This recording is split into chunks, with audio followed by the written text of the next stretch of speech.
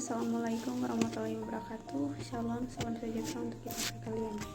Perkenalkan, nama saya Amanda Revelia Ratode dengan NIM A251-22092, kelompok 8, Prodi Pendidikan Kimia Universitas Tadulako.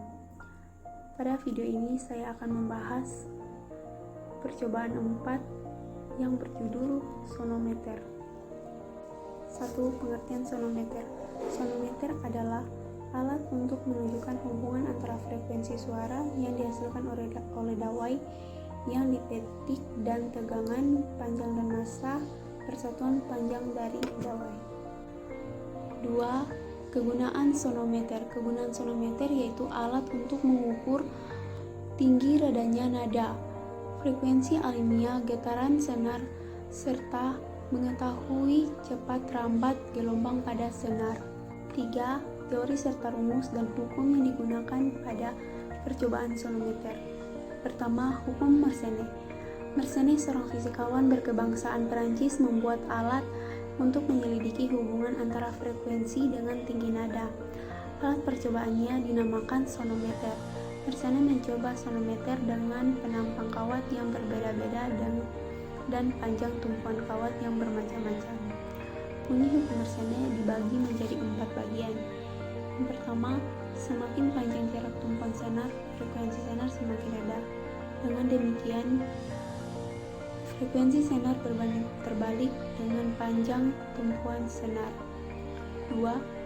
Semakin besar luas penampang senar, frekuensi senar semakin rendah sehingga frekuensi senar berbanding terbalik dengan akar luas penampang senar.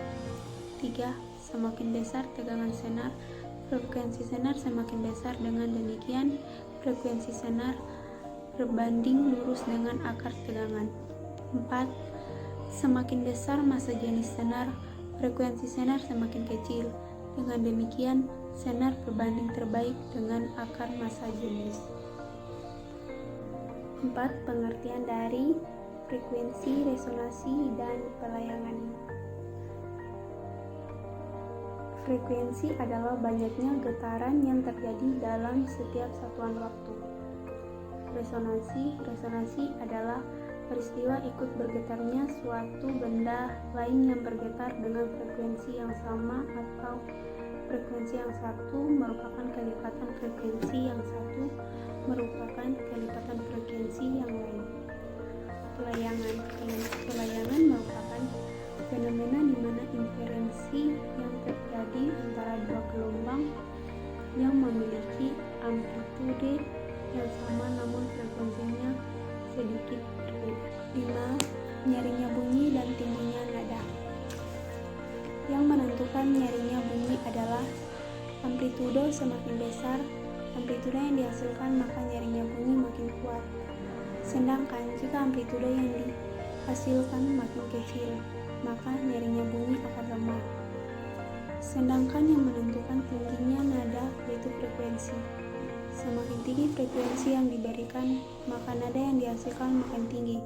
Sebaliknya, jika frekuensi yang diberikan rendah, maka nada yang dihasilkan akan rendah. Kemudian, hukum Melde. Teori hukum Melde mempelajari tentang besaran-besaran yang mempengaruhi cepat lambat gelombang transversal pada tali. Bunyi hukum Melde. Melalui percobaannya, Melde menemukan bahwa cepat lambat gelombang pada dawai sebanding dengan akar gaya tegangan tali dan berbanding terbalik dengan massa persatuan panjang dawai.